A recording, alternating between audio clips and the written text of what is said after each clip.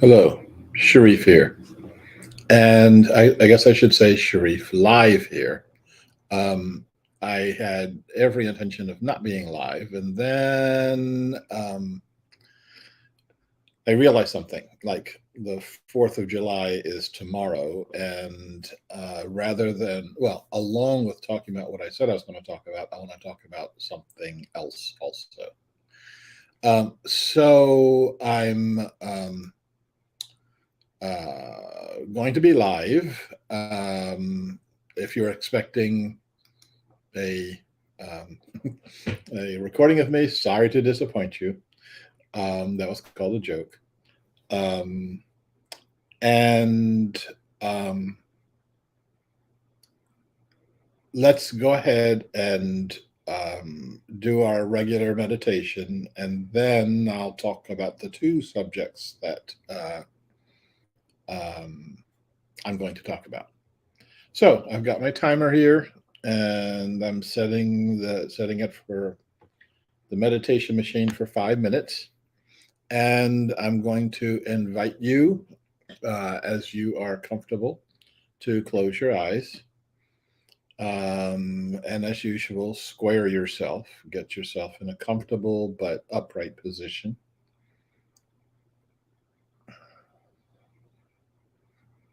Take some deep breaths.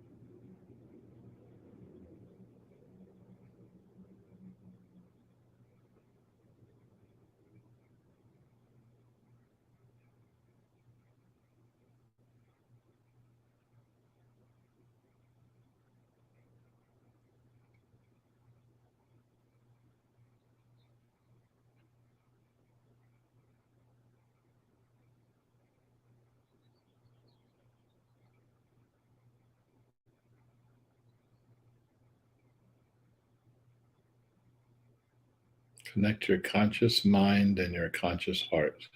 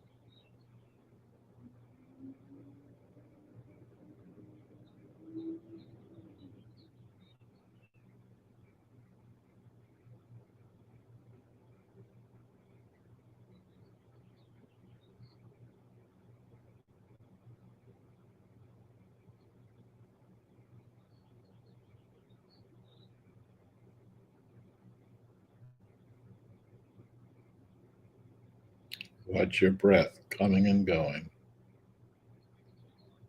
and rest on your breath.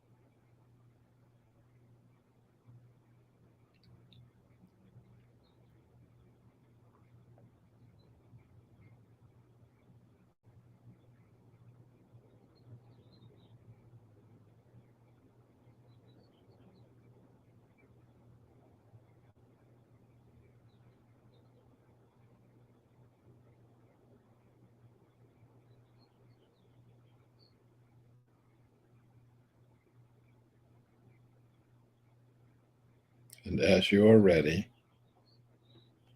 prepare to come back to our center. And as you wish, please open your eyes and let's begin. There's an awful lot of uh, things for us to talk about today.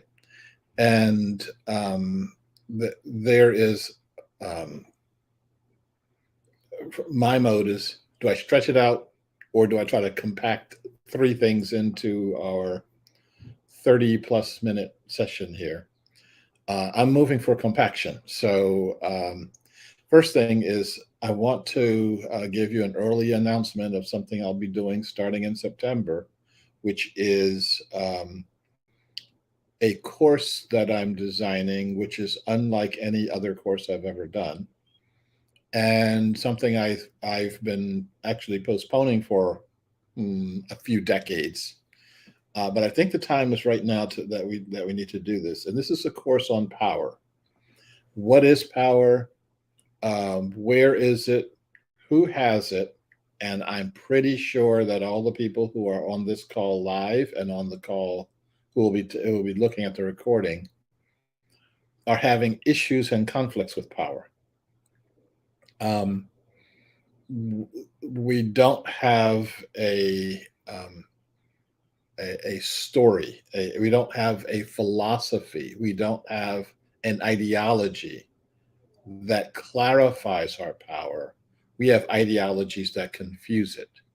And those are the ideologies on the right, the ideologies on the left. They just confuse it a different way. And what we have to do is be the ones that have the ideology that brings us to who and what we are. I am going to take a weird personal moment. Soul, I see you on the call. I have been trying to get in contact with you. We need to have a conversation. Looks like I may be coming to Argentina in the near future, but I don't know how to do that. So if you can send me your email address, or stay on the line while at the end of the program, and we'll figure out how to do that. I don't want to put your email address out on a public domain here. So we'll figure out how to get our information together. Okay, so a course on power, it'll be like a 6-month course because there's an awful lot we need to talk about regarding power. More on that in the next days and weeks as we're moving forward in that direction. Second thing is I want to talk to you about the 12 global challenges. And by the way, the shrunken image there is an artifact of the live stream. It's regular size when I'm not on the live stream. I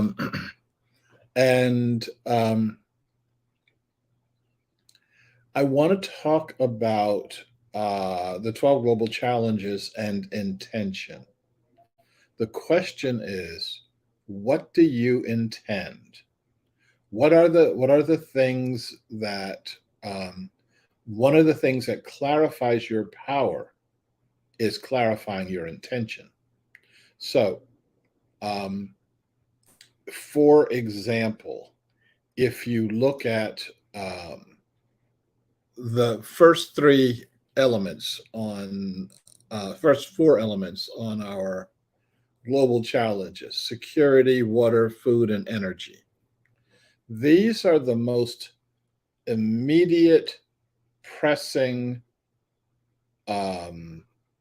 issues that we have in our society today. When I haven't done my tent search today to look at how many tents. Just one now. It's a really big one, though. How many tents are parked on the street? How many people are homeless in my sight? That all I have to do is look out the window and see homeless people.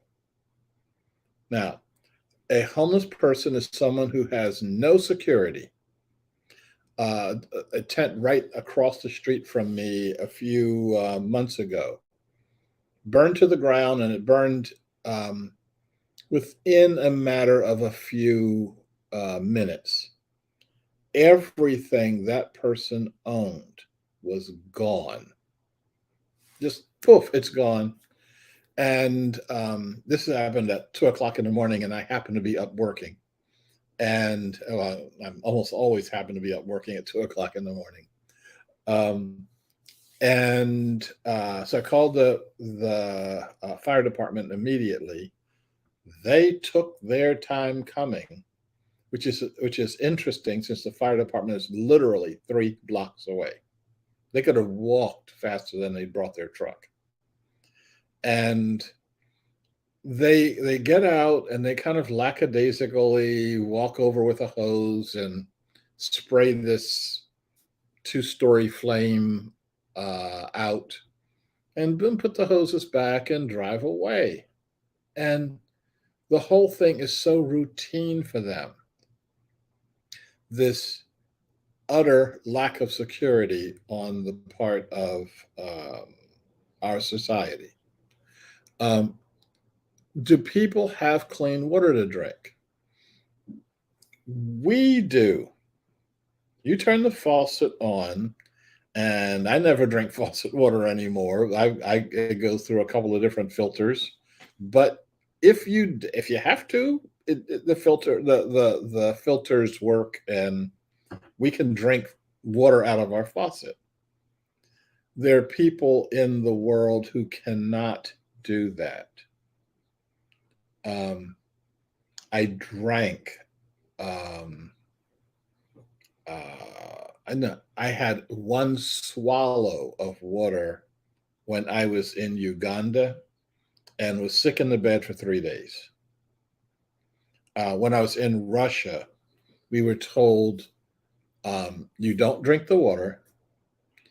When you brush your teeth, you rinse your mouth out with bottled water. You don't use the water that from the faucet. They recommended that you not take long showers. Get in and do what you need to do and get out. And when you're in the shower, don't sing. Don't open your mouth. Okay. There's a woman in our group. I was there on a conflict resolution with the conflict resolution group, and woman did not follow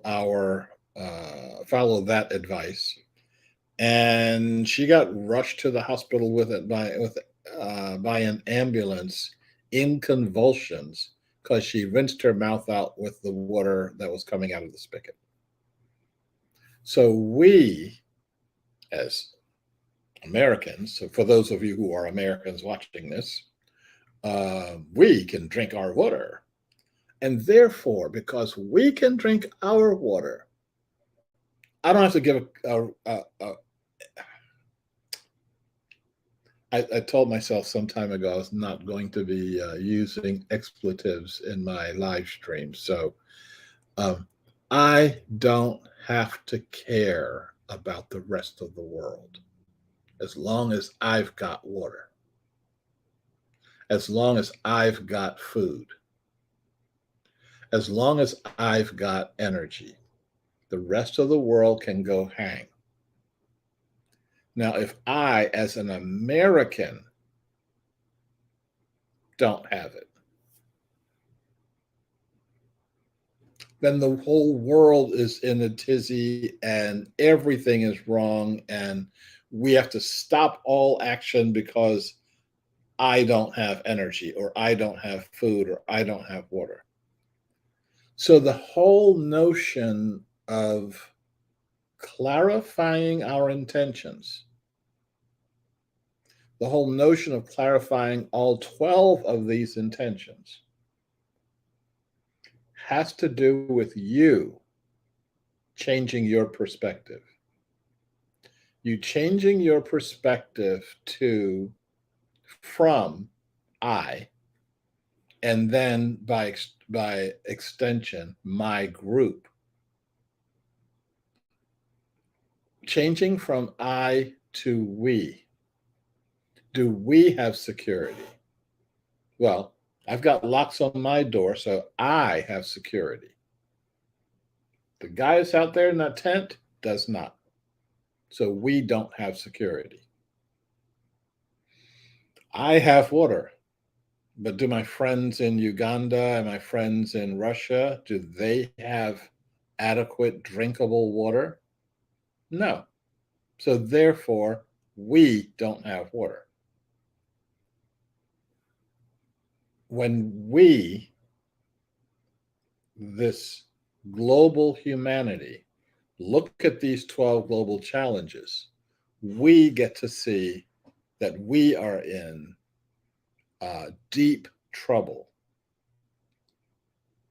The idea that we would spend any portion of our money or our wealth or our resources on flights to Mars when we don't have the basics, we don't have adequate well, anything on that circle. That's why that circle exists. And one other reason that that circle exists, and I've been talking about this for a while, is to remind you that the issues that you see in the news are not necessarily the most important things that we should be dealing with. If you look at the top stories on the BBC, which used to be a really good news media source, used to be, former, might get back to it, but I don't know what they're doing nowadays. If you look at the BBC now, like today or yesterday, one of the biggest items of news was that Madonna had the flu.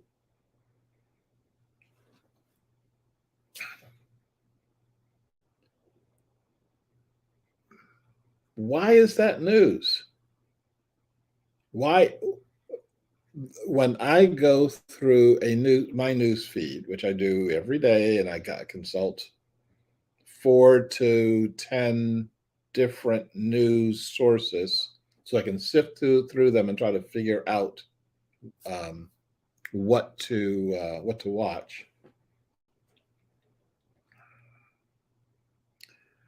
Every time I see an item, my question is, why am I looking at this? The person who put this item in front of my face, what do they want me to think? What do they want me to feel? Why are they influencing why do they want to influence my brain and my heart on this particular issue?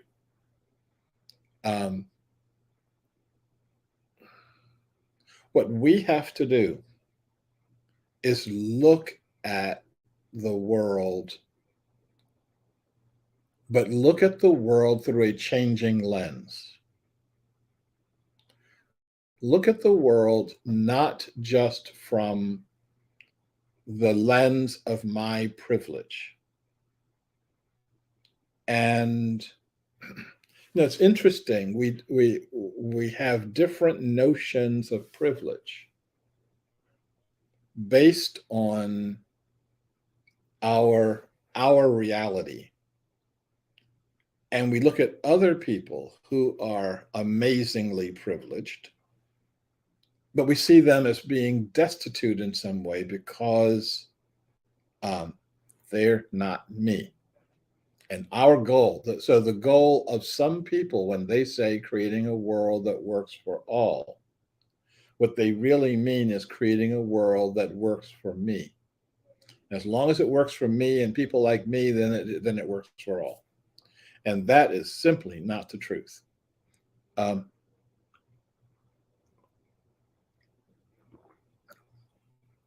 I was in Ladakh, which is northern India in the Himalayas that China wants to turn into southern China. There was actually troop movements going on when I was up there. And up there means up there like um, having interesting time trying to breathe at night. Um, but I met a woman who the UN says that if you have less than $2 a day income, that you're poor. And on the one hand, this woman was, she probably didn't have $2 a week. But this is someone who grew all of her own food. She generated all of her own energy.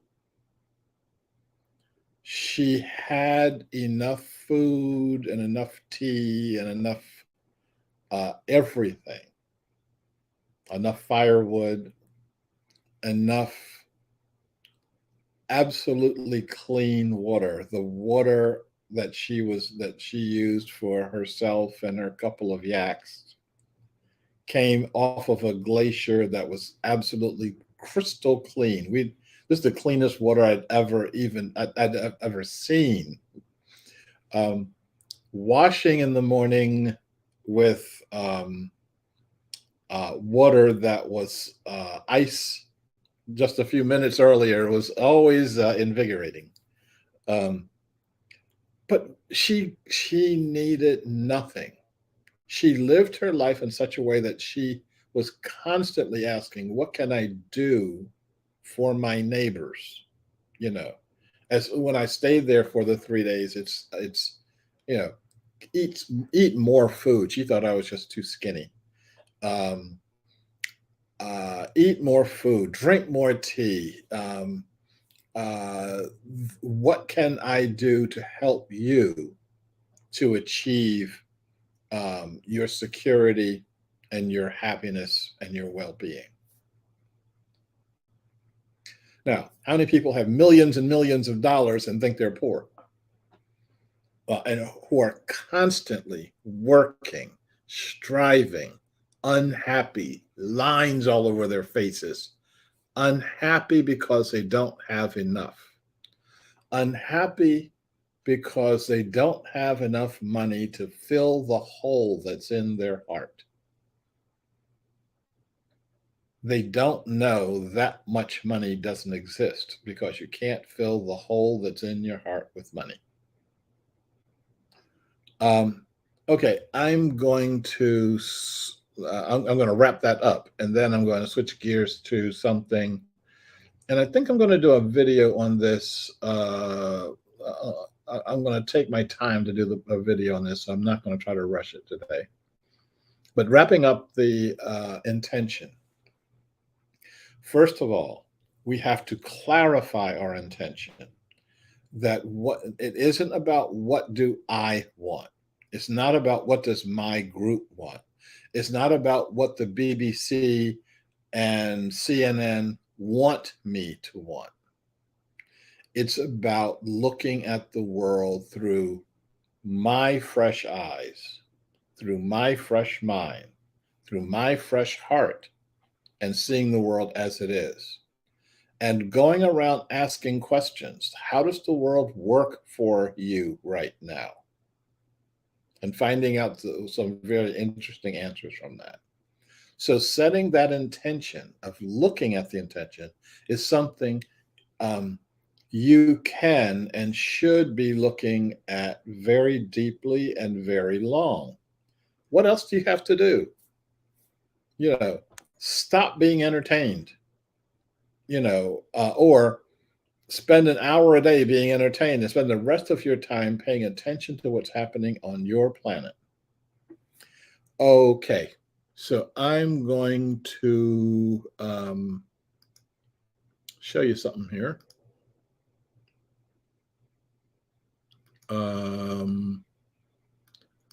This is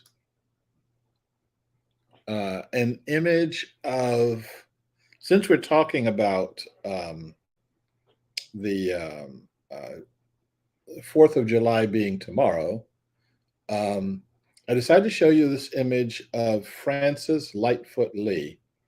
Some of you may recall that I talked about him some time ago. And he is one of the signers of the Declaration of Independence. He is a member of the Lee family and therefore was a great grandnephew of Robert E. Lee. And his other claim to fame, although maybe I'd call this infamy, is that he, and it didn't change. Hang on.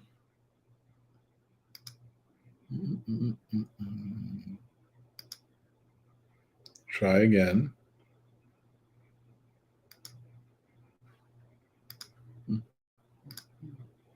I'm learning the limits of the StreamYard process here, that I can't switch slides automatically. His Francis Lightfoot Lee's other claim to fame was that his family owned this guy. This guy is Daniel Gordon.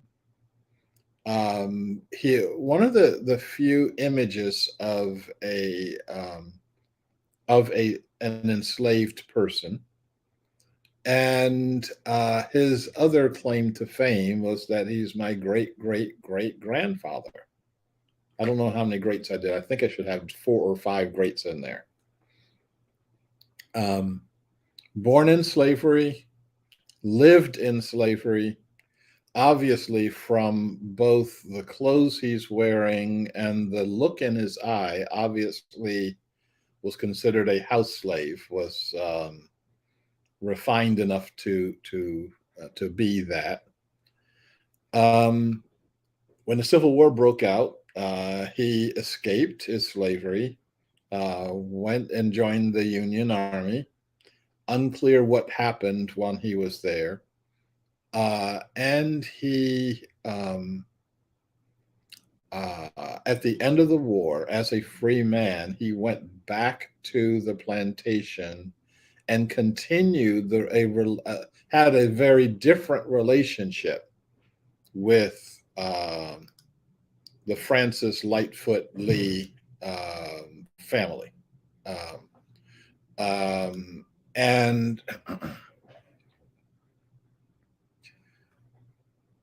I talk about this as a family.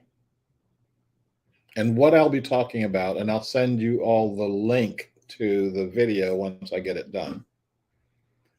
What I talk about in terms of the family is that this really is a family, that Francis Lightfoot Lee and Daniel Gordon were in the same family, and that family was incredibly dysfunctional. A family believed that one side of the family owned the other side of the family. We right now are living through that dysfunction. We aren't doing very much to heal the dysfunction. A lot of us don't think that we should be healing it, think that we should be talking about it over and over again. We should be living through our trauma as opposed to transferring ourselves from our trauma into being whole human beings.